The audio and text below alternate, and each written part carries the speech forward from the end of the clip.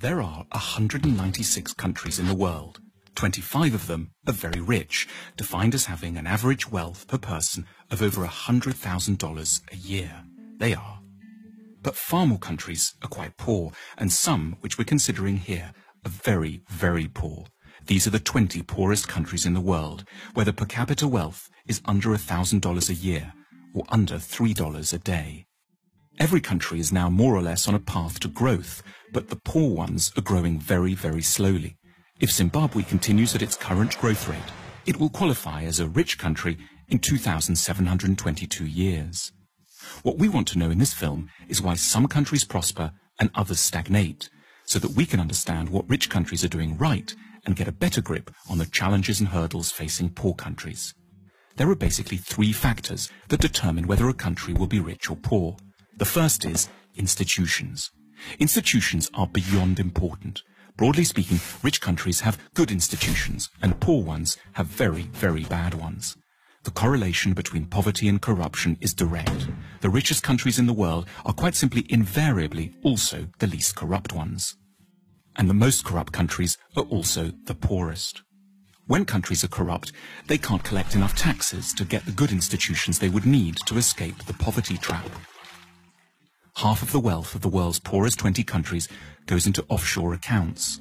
Lost revenues in these countries totals between $10 and $20 billion a year. Meanwhile, without an adequate tax base, poor countries can't invest in police, education, health and transport. Now, a more generous way to look at corruption is that it's really a case of clan-based thinking. Say you're hiring someone.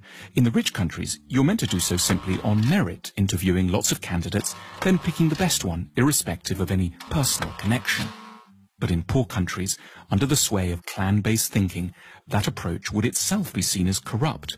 It's your duty to disregard the so-called best candidate from an anonymous bunch in order to pick someone from your own team, your uncle, your brother, your second cousin, the guys from the same tribe. As a result, poor countries don't allow themselves access to the intelligence and talent of the whole population. There's a second thing that keeps countries poor: culture. What goes on in people's minds, their outlooks and beliefs. A striking statistic pops up here in relation to religion. If there's one generalization you can make about religion and wealth, it's that the less people believe, the richer they stand a chance of being. 19 of the richest countries in the world have 70% or more of their populations saying that religion is not at all important to them. The exception here is, unsurprisingly, the United States, which manages to combine great religiosity with huge wealth. More on that in a second. And conversely, the poorest nations in the world are also extremely believing ones. Here's how many people think religion and the supernatural is deeply important in the following countries. In the world's poorest country, simply everyone is a believer. Why is belief quite so bad for wealth creation? Because in general, religiosity is connected up with the idea that the here and now can't be improved, so you should focus on the spiritual and look forward to a next world instead. It makes quite a bit of sense when you live here. In the rich world, on the other hand, people are generally great believers in their capacity to alter their destiny through effort and talent. Incidentally, to explain the anomaly of the United States, religion seems not to slow down economic growth here because it's a particular sort of religion, an overwhelmingly Protestant and exceptionally materialistic kind. The American God doesn't want you to think of building the New Jerusalem in the next world. He wants it here and now, in Kansas or Houston. There's another big factor that determines the wealth and poverty of nations: geography. Poor countries are overwhelmingly located in the tropical regions. This isn't a coincidence. Life is, in many ways, simply far, far tougher there. The problems begin with agriculture. Tropical plants are generally a lot less packed with carbohydrates. Poor countries have worse soil too. Also, and perhaps surprisingly, a tropical climate can be disadvantageous to photosynthesis. Historically, a key determinant in the likelihood of societies growing rich was their possession of large domesticated animals, such as horses and oxen, which liberated a huge part of the workforce from having to plough by hand. But in tropical Africa, domesticated animals have throughout time been devastated by a further appalling scourge, the tsetse fly. This small fly, exclusively present in Africa because of its heat and humidity, knocks out animals on an enormous scale, making them sleepy or inactive, and has had a profound effect on the ability of Africans to develop technology, increase agricultural productivity, and amass wealth.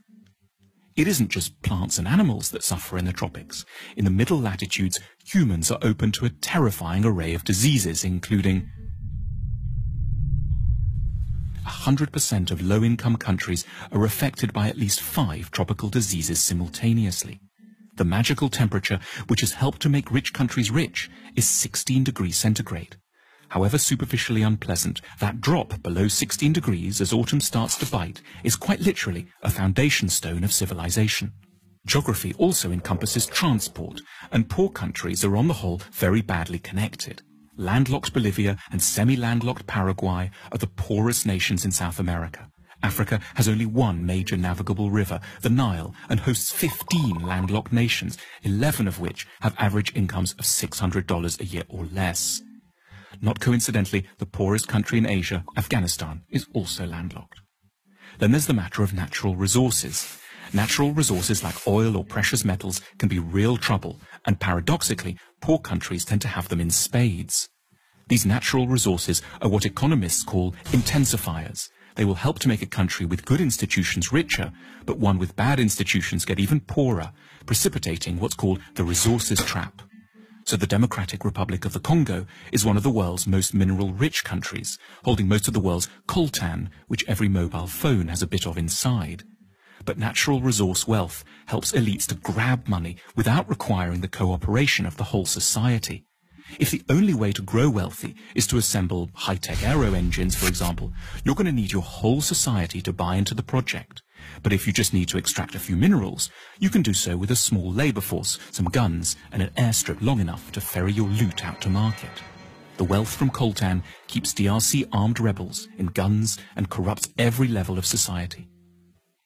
So how should one weigh up the relative importance of all these different factors, institutional, cultural, and geographic, in determining the wealth of nations? There's no hard and fast rules, but as a guide one can suggest that 50% of a nation's wealth comes down to the state of its institutions, 20% is due to its culture, and 10% each can be allocated to latitude, connectivity with the rest of the world, and geological good fortune. If you're a policymaker, this discussion has wide practical implications, but at a more personal level, one might take away 2 things from it. Firstly, modesty. You should have a better idea of what you owe your individual success to, which is not so much your own hard work or fine mind, as the broader society you live in, which was produced over centuries and which you now draw benefit from unknowingly. At the same time, sympathy, an ability not to see failing societies just as basket cases, but rather as countries facing comprehensible and hugely difficult problems. Our sympathy can be enhanced by reflecting that the troubles of desperate lands are to a considerable extent to do with malaria, a lack of navigable river, and the horrific buzzing of the tsetse fly, rather than always some more intimate human failing, which we would ourselves never manifest.